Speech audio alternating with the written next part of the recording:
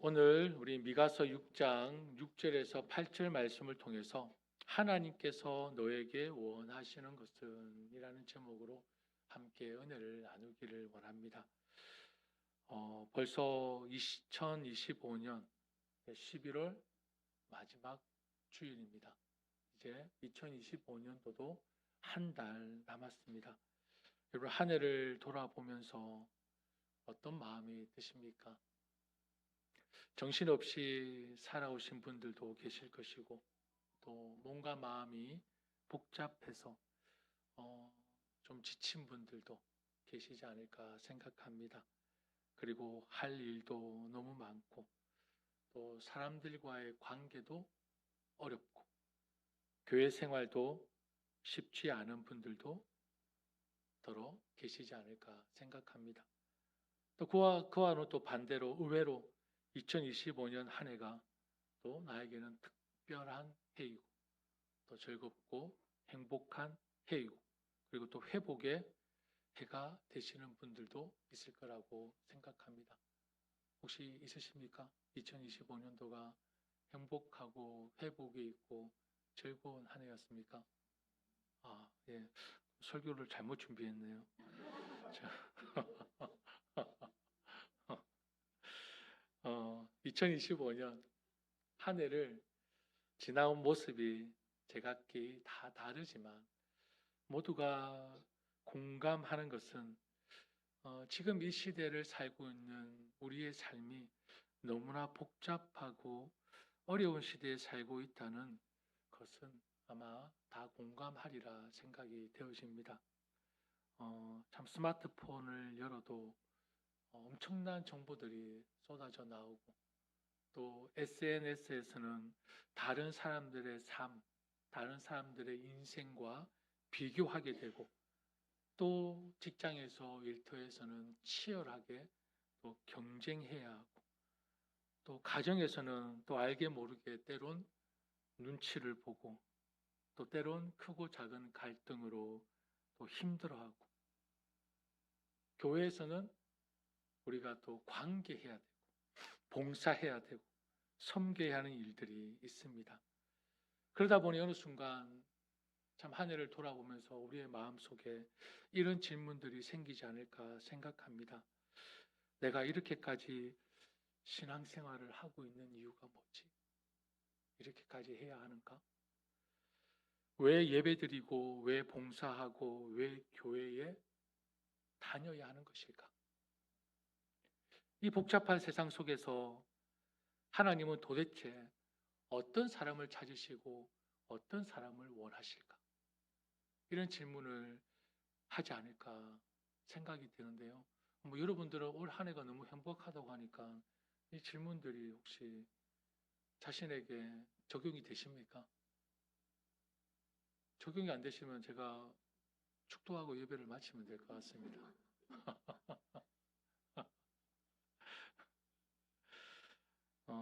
성경은 이런 질문을 정확히 알고 있는 듯 아주 명확한 답을 우리에게 주고 있습니다. 오늘 함께 읽은 본문 말씀이죠. 우리 같이 한번 읽어볼까요?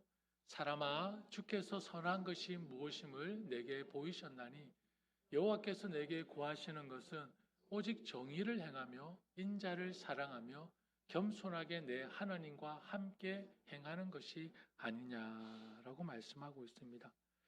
하나님은 오늘을 사는 우리 그리스도인들에게 내가 너에게 원하는 것은 오직 오로지 공의를 따라 살아가고 한결같은 사랑으로 자비를 베풀며 겸손한 마음으로 너의 하나님과 친밀히 교제하며 살아가는 것.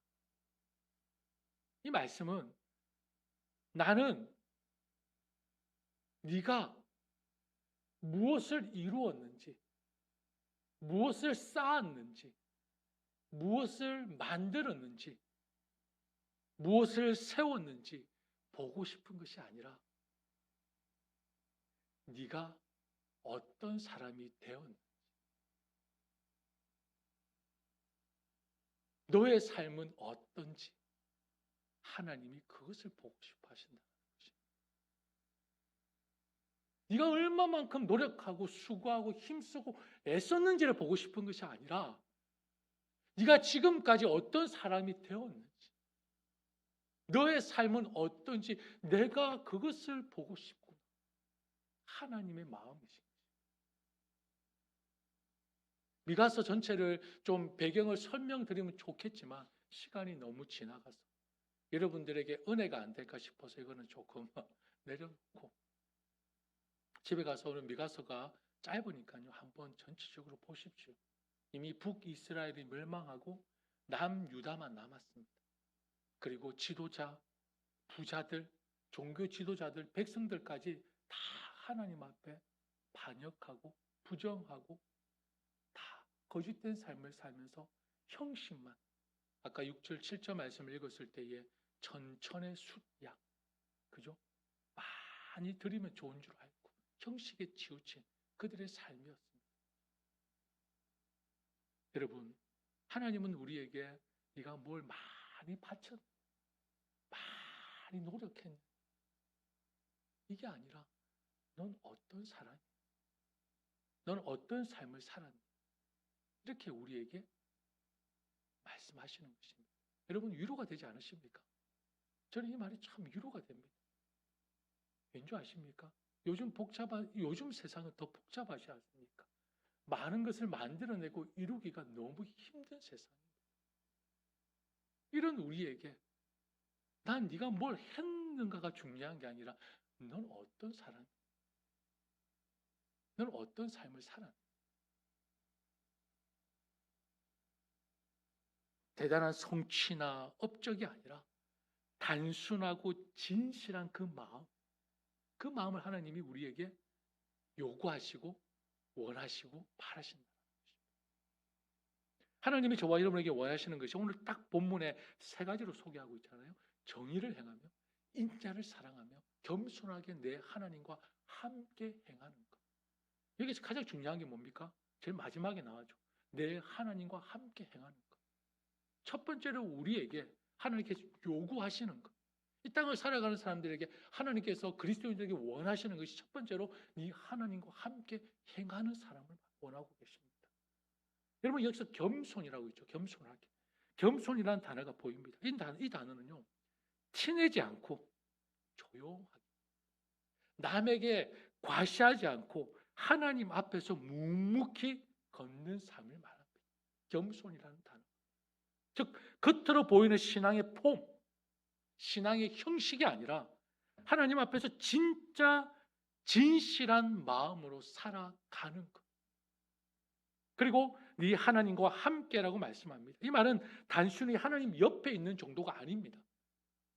친밀하게 동행하며 하나님과의 관계 안에서 하나님과 그 의지를 맞추어서, 그러니까 하나님과 같은 방향으로, 하나님과 같은 마음으로, 하나님과 같은 속도로 깊은 관계 속에서 걷는 것을 말씀하는 것입니다.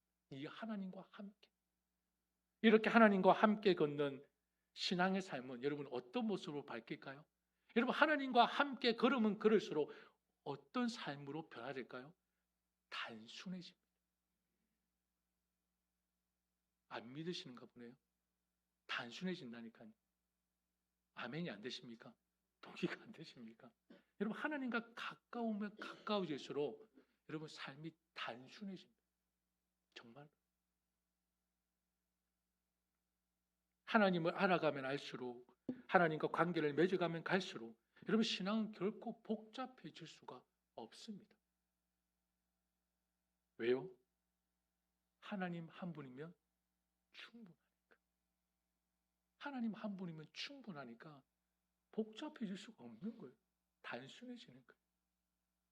사랑하는 여러분, 이 복잡한 시대에 하나님이 저와 여러분에게 원하시는 것은 단순한 신앙을 소유한 사람, 겸손히 하나님과 함께 걷는 사람을 원하신다는 것을 잊지 마십시오. 요즘 사람들의 마음이 왜 이렇게 복잡하고 피곤하고 지치는 줄 아십니까? 답은 간단합니다. 너무 많은 생각을 하기 때문에. 너무 많은 생각을 하기 때문에. 여러분 얼마나 많은 생각을 하고 계십니까? 이 일을 하면 누가 뭐라고 할까? 내가 손해보면 어쩌지? 교회 일을 많이 하는데 인정받지 못하면 어떻게 하지? 저 사람이 나를 오해하면 어떻게 하지?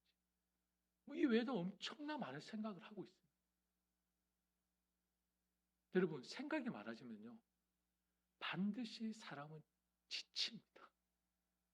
지칠 수밖에 없습니다. 신앙도 마찬가지입니다. 예배도 단순하지 않고 봉사도 단순하지 않고 순종도 단순하지 않습니다. 지치니까. 기억하십시오.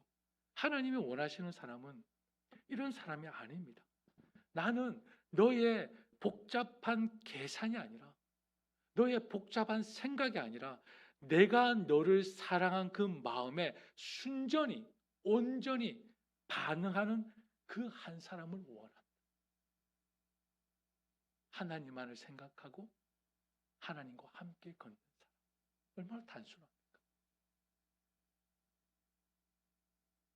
여러 사람들을 상담해보고 또 대화를 해보면요, 마음이 지치고 힘들고 상함이 있는 이유는 다른 이유가 아닙니다.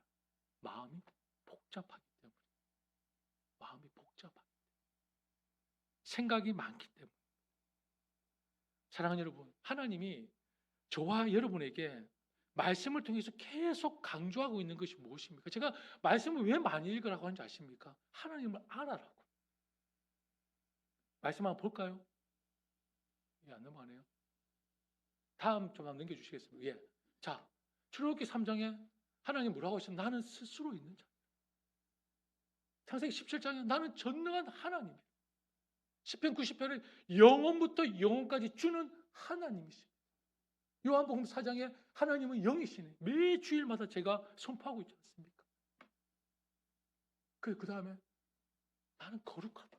내가 거룩하려 했는데 거룩하다. 그는 진실하시고 불의가 없으시며 공의로우신 하나님. 하나님은 사랑이죠. 구원을 베푸시는 전능자. 이 외에도요, 여호와 라파, 여호와 니시, 여호와 샬롬, 여호와 샤마, 승리의 하나님, 나와 함께 하신 하나님, 치료의 하나님, 평안의 하나님. 성경에서 계속 하나님, 내가 누군지 알아라고 계속 하나님께서 말씀하고 있죠.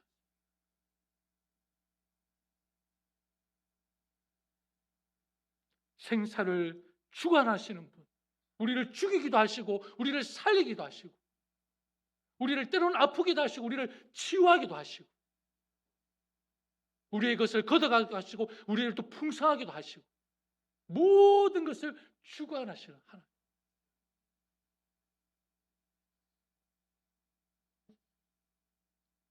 여러분, 이 주의를 거룩하게 지키고 드리는 이유가 내 마음이 좀 좋아지기 위해서, 내 마음이 좀 편해지기 위해서가 아니라 하나님이 좋아서. 하나님이 좋아서. 봉사하고 섬기는 이유가 사람들이 알아줬으면 해서가 아니라 하나님이 나에게 먼저 베푸신 그 은혜가 너무나 커서, 하나님이 나에게 공급하신 그 은혜와 사랑이 너무나 커서 내가 교회에서 누가 보든 안 보든, 누가 알아주든 안 알아주든 섬기고 봉사하는 이유. 감사하고 순종하는 이유가 나에게 이득이 생겨서 복을 받기 위해서가 아니라 하나님이 언제나 옳은 길이고 하나님이 가장 선한 길로 우리를 인도하시기 때문에 감사하고 순종하는 것입니다. 사랑하는 성도 여러분, 이 시대에 하나님이 찾으시고 원하시는 사람은 세상의 복잡함, 세상의 계산을 내려놓고 하나님 한 분만으로 충분한 사람, 하나님 한 분으로 충분한 사람, 그 한 사람을 찾고 계신다는 것을 잊지 마십시오. 그리고 저와 여러분이 그 한 사람이 되기를 축복합니다. 그리고 계속해서 말씀을 보면 처음에 공의를 행하고 라고 말씀을 하셨습니다. 공의, 히브리어로 미시파트라고 합니다. 도덕적인 정의가 아니라 관계 전체에서 하나님의 말씀을 따라 행하는 것. 공의는요, 우리의 모든 삶 전체를 얘기하는 겁니다.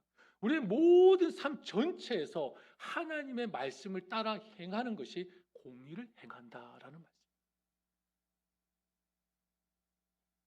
직장에서는 내 고집대로 살고 교회에 와서만 하나님의 말씀을 따라 사는 게 아니고요. 가정 따로 교회 따로 직장 따로 교회 따로가 아니라 내 모든 삶 전체에서 하나님의 말씀을 따라 행하는 것. 그게 바로 공의를 행한다는 말씀입니다. 즉 공의는 하나님께서 명하신 것을 행하는 것. 하나님께서 하나님의 보실 때 옳은 대로 말하고 행동하며 사는 것을 말하는 것입니다.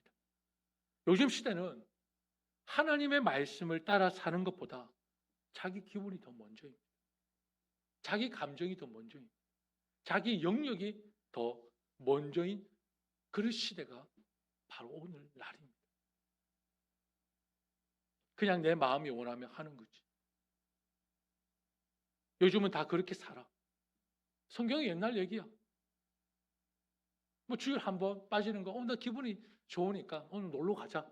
어디 가자.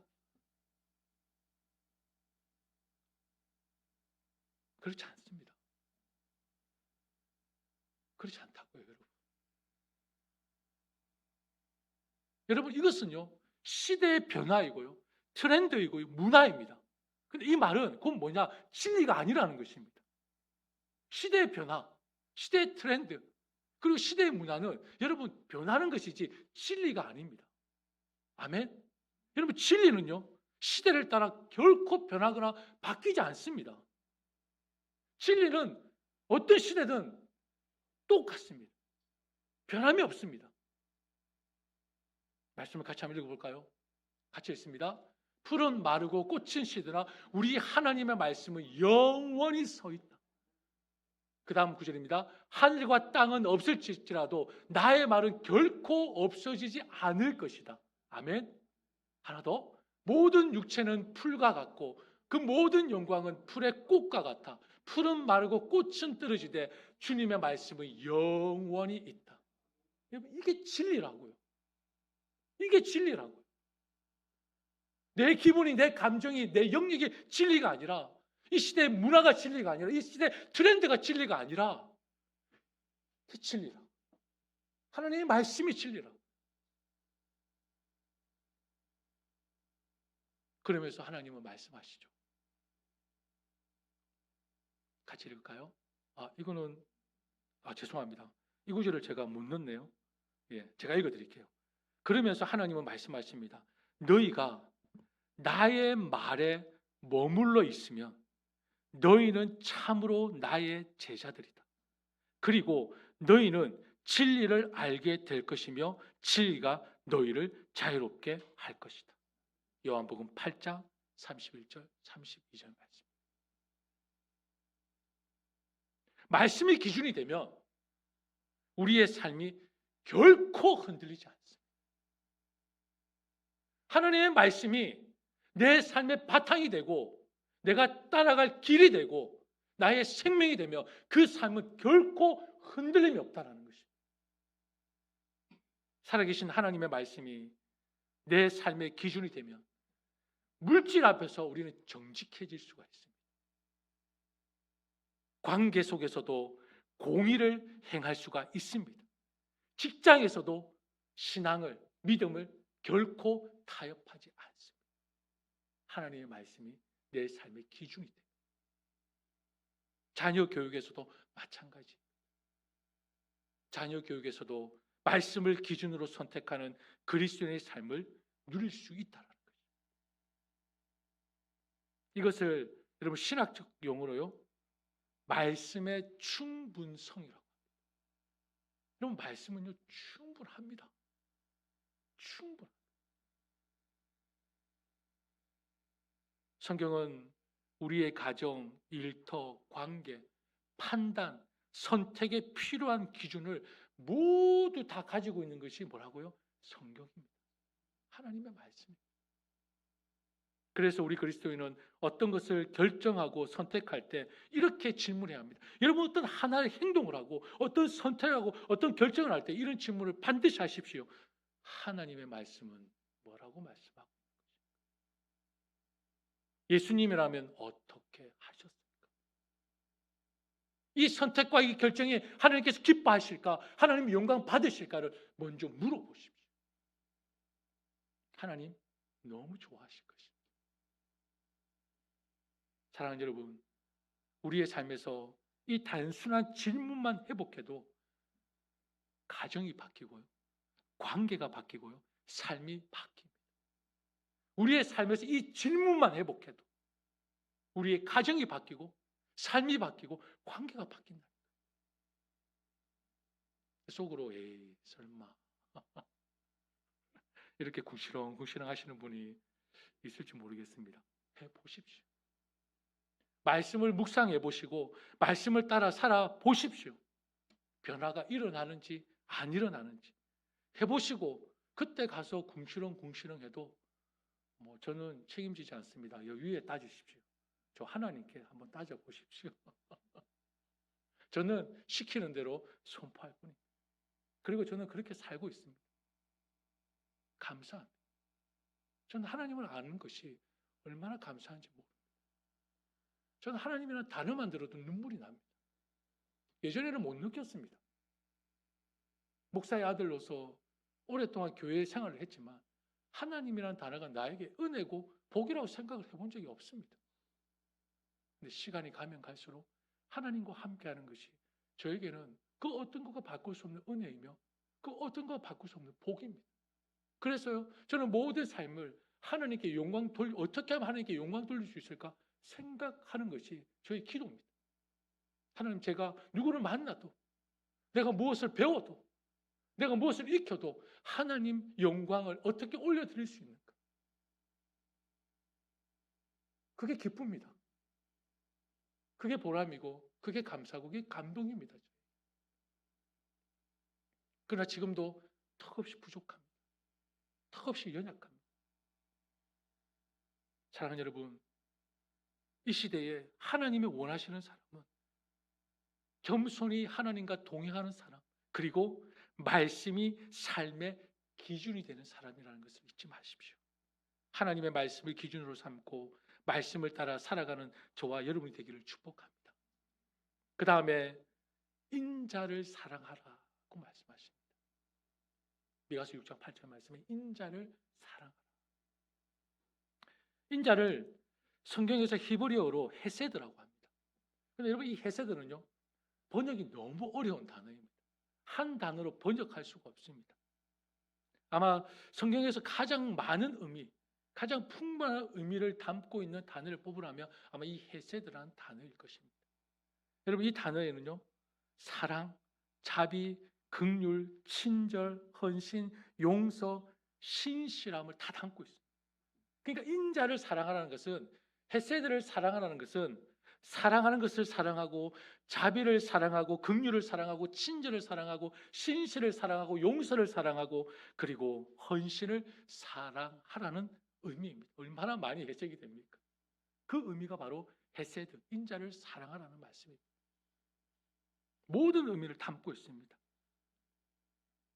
그러니까 인자를 사랑하는 이 말씀을 쉽게 풀어서 설명하면 하나님께 받은 그 사랑, 그 은혜를, 그 자비를 기쁘고 자연스럽게 다른 사람들에게 어떻게 하라고요? 흘러보내라는 것입니다. 한결같은 하나님의 사랑으로 사랑을 베풀라는 것입니다. 여러분, 요즘 현대인들이, 요즘 사람들이 가장 힘들어하는 것이 뭔지 아십니까? 여러분, 뭐가 가장 힘드시죠? 여기는 우리 2025년 행복하고 즐거운 한 해여서 아마 답이 안 나올 수도 있을 것 같습니다. 예. 요즘 사람들이 정말 힘들어하는 것이 있다면 그게 뭐냐면 사람입니다. 사람을 정말 힘들어합니다.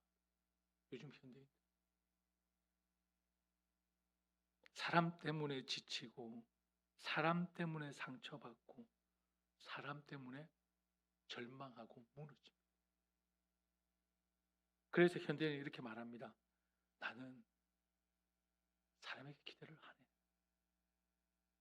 이 세상에 나 말고 믿을 사람이 없어.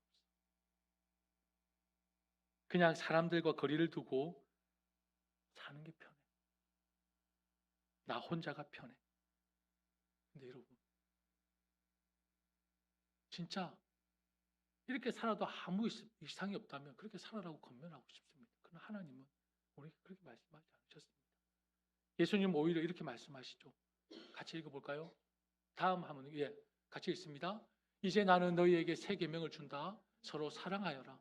내가 너희를 사랑한 것 같이 너희도 서로 사랑하여라. 너희가 서로 사랑하면 모든 사람이 그것으로서 너희가 내 제자인 줄을 알게 될 것이다. 아멘? 아멘 소리가 너무 작으신데요. 아멘? 그렇게 사랑하기 싫으십니까? 그래서 여러분, 신앙생활에 가장 높은 곳에서 가장 어려운 곳이 있다면 저는 사람을 사랑하는 것이라고 말씀드립니다. 신앙생활에 가장 높으면서 가장 어려운 것이 사람을 사랑하는 것. 그런데 여러분, 이것이 예수님의 제자 되는 길입니다. 앞에 인상을 팍 쓰고 있는데요. 이것이 예수님의 제자 되는 길이라고.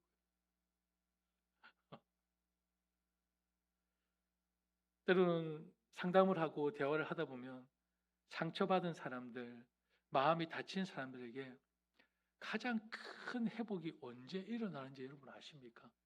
신기하게도요, 사람과 관계를 다시 열기 시작할 때 일어납니다. 신기하죠?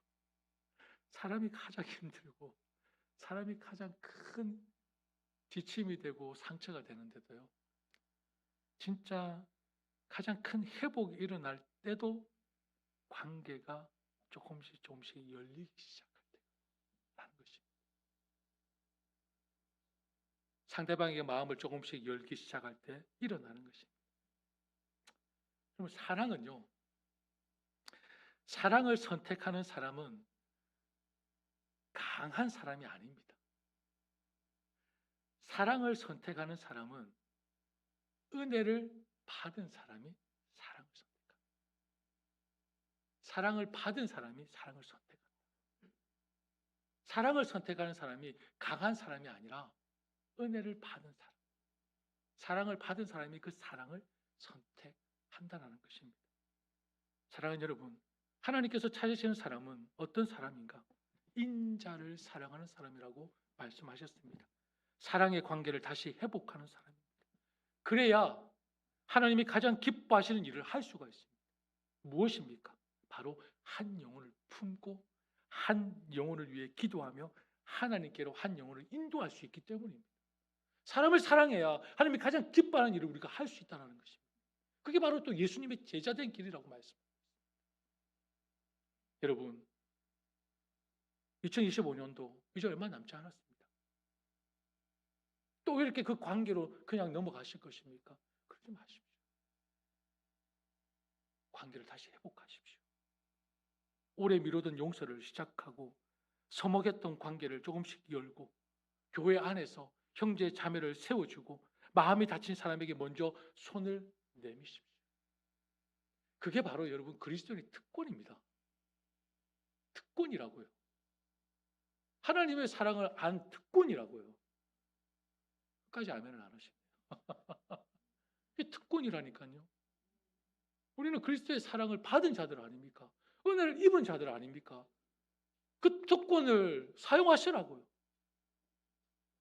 그 특권을 누리시라고요. 그러면 하나님께서 하늘의 상이 크다고 말씀하고 있지 않습니까? 그 상급에 대해서 이미 말씀을 드렸기 때문에 하늘의 별과 같이 빛나는 하나님의 영광을 밝게 빛나는 그 별이 되는 그 생각만 해도 너무 좋지 않습니까?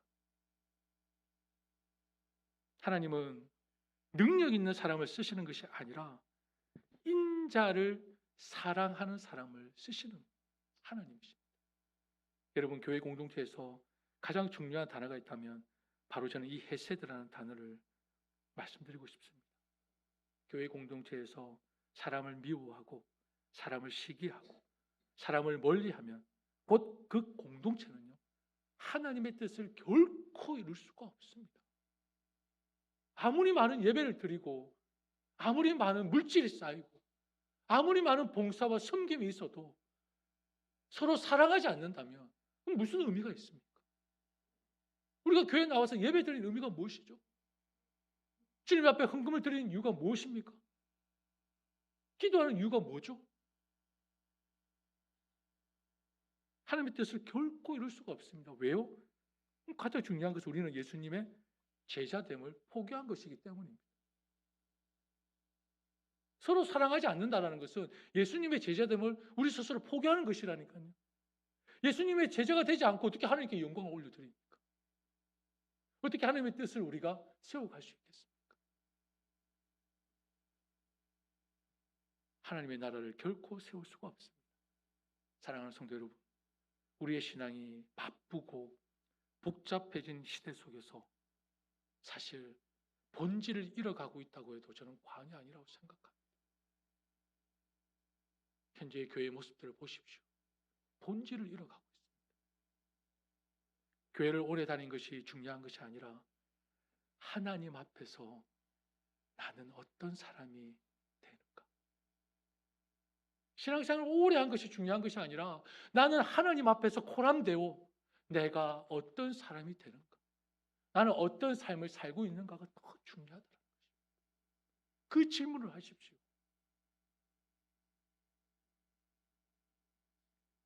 말씀을 정리하겠습니다. 사랑하는 여러분, 세 가지를 말씀을 드렸습니다. 먼저 하나님 한 분 중심으로 우리의 삶을 세워갑시다. 하나님 한 분 중심으로. 왜 예배합니까? 왜 봉사합니까? 왜 하나님을 따릅니까? 하나님 한 분 때문에 하는 그 신앙으로 우리 이제 돌아가자는 것입니다. 그리고 말씀을 기준으로 살아가는 저와 여러분이 되기를 원합니다. 모든 것을 결정하고 선택할 때 이렇게 물으십시오. 하나님은 뭐라고 말씀하시는가? 예수님이라면 어떻게 하셨을까? 하나님이 기뻐하실까? 하나님의 영광 받으실까? 나의 이 행동과 이 결정과 이 생각과 이 판단이 하나님이 기뻐하실까? 하나님이 영광 받으실까? 말씀을 기준으로 살아가는 저와 여러분이 되기를 바랍니다. 그리고 사랑의 실천을 포기하지 마십시오. 인자를 사랑하는 사랑의 실천을 포기하지 마십시오. 사랑은 여러분 열매입니다. 신앙의 열매, 믿음의 열매가 사랑입니다. 사랑은 성령의 역사입니다. 사랑은 성숙한 신앙의 정답입니다. 사랑 아무리 주장하고 외치고 선포해도 모자람이 없는, 부족함이 없는 것이 사랑입니다. 사랑. 그리고 작은 일에도 충성하는 저와 여러분이 되기를 축복합니다. 여러분, 하나님은요 화려한 사람을 찾으시는 것이 아닙니다. 정말로 찾으시는 사람은 묵묵히 기도의 자리를 지키는 사람, 보이지 않는 곳에서 교회를 세우는 사람, 작은 일을 오래 하는 사람. 여러분, 이 교회가 우리가 세워가고 있는 이곳에 보이는 것만 있을까요? 보이지 않는 곳곳에서 섬기는 분들이 있습니다.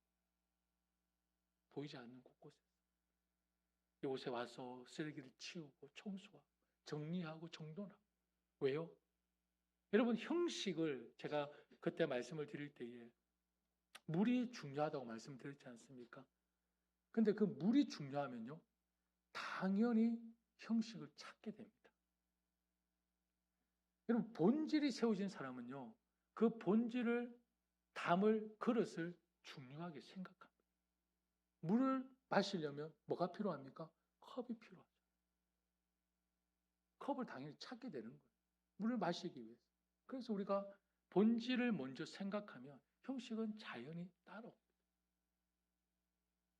본질을 생각하면. 그러니 본질에 대해서 내가 하나님께 영과 진리로 예배드리는 사람은 이 예배당이 귀하지 않을까요? 함께 교제하는 이 시간이 너무 소중하지 않을까요? 하나님께 예배하는 것인데 내 삶으로 하나님과 정말 말씀으로 싸우고 정말 영적으로 투쟁했던 그 한 주간의 삶을 내가 하나님 앞에 나와서 예배드리는 이 공간, 이 시간 얼마나 소중합니까? 그래서 시간을 지키고 11시 예배에 늦지 않도록 나오고, 그리고 이 공간을 아름답게 꾸며서 하나님 앞에 모두가 다 하나님을 중심하여 예배드리는, 얼마나 소중한 시간입니까?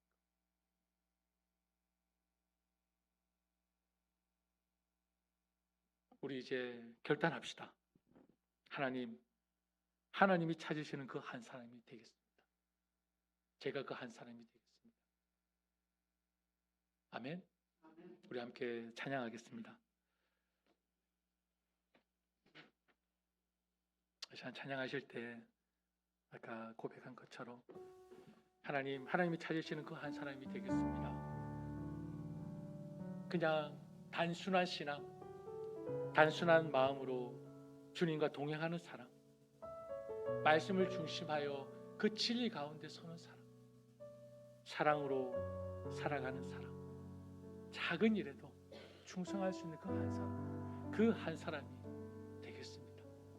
라는 고백으로 주를 위한 이곳에 정말 주님이 찾으시는 그 한 사람, 그 예배자가 되는 마음으로 우리 함께 찬양하고 오늘 말씀을 기억하면서 또 주어진 기도 제목을 생각하면서 우리 함께 기도하는 시간을 갖도록 하겠습니다. 우리 함께 찬양합니다.